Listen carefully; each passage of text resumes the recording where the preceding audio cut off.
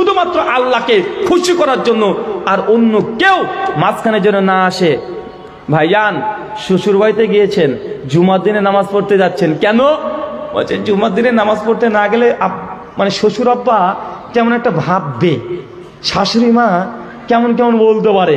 এই জন্য শ্বশুর শাশুড়িকে খুশি করার জন্য ও জুমার দিনে মসজিদে গিয়ে নামাজ পড়তে যাচ্ছে। এখন বলেন তো আল্লাহ খুশি হবে না শ্বশুর শাশুড়ি খুশি হবে?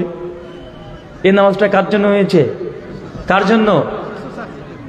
মানে ছেলেটা একটা মেয়েকে ভালোবাসে, প্রেম করে, এখন মেয়েটার বিয়ে লাগবে লাগবে ভাব, ছেলেটা তখন মসজিদে চলে গেছে, মসজিদে যায়, নামাজ পড়ে, পাকা মুসল্লি হয়ে গেছে, নামাজ পড়ে আল্লাহর কাছে প্রত্যেক নামাজ শেষে চায় আল্লাহ ওর জন্য বিয়ে না হয়, ওহলে যেন আমার কার জন্যই হয়। ও নামাজও পড়ে, আবার মেয়েটাকে বারবার চায়।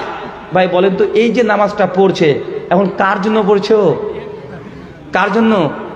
মানে ওই মেয়েটাকে বিয়ে করার জন্য, মানে যে কোনো মূল্যে মেয়েটার সঙ্গে যেন না চলে যায়।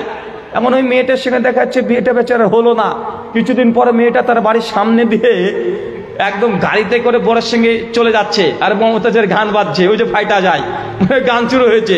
ভাই এমন আছে না নাই? কথা বলেন, এমনও আছে।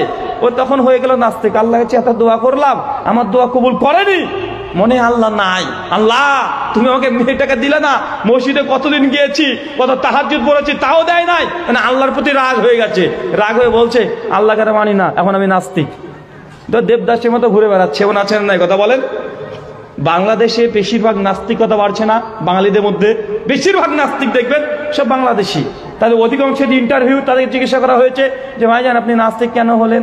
ও তখন এই একই কথা, আরে আমি আমার গার্লফ্রেন্ডকে ভালোবাসতাম, আমি আল্লাহর কাছে কত চেয়েছি, আল্লাহ তো দেয়নি। তো আল্লাহ থাকলে আল্লাহ দিত না? আচ্ছা তার তো নামাজ পড়েছি, তাহাজ্জুদ পড়েছি, আল্লাহ দেয় নাই, তার মানে আল্লাহ নাই, থাকলে তো দিবে। এখন নাস্তিক হয়ে গেছে, মানে ছ্যাঁকা খেয়ে তারপরে নাস্তিক হওয়া বাঙালি আমাদের। দেখবেন আমাদের এই যুবকদের মধ্যে, তরুণদের মধ্যে, ওই যখন গার্লফ্রেন্ডের বিয়ে লাগবে ও মসজিদে চলে যায়, তাহাজ্জুদ নামাজ পড়ে, এমন আছে না নাই? আছে।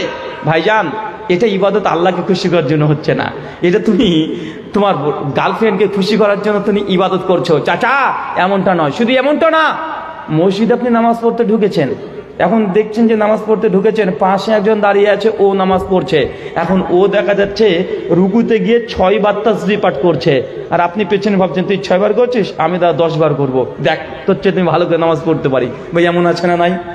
ও এখন 10 বার করছে, আপনি ভাবছেন পিছনে মানে রুহুল ভাই দাঁড়িয়ে আছে, প্রত্যেকদিন 6 বার আপনি তাসবিহ পাঠ করেন, আজকে 20 বার করতে শুরু করে দিয়েছেন। ভাই বলেন তো কাকে খুশি করার জন্য করলেন? কাকে? প্রতিদিন 6 বার ন্যাচারালি আপনি করতে থাকেন,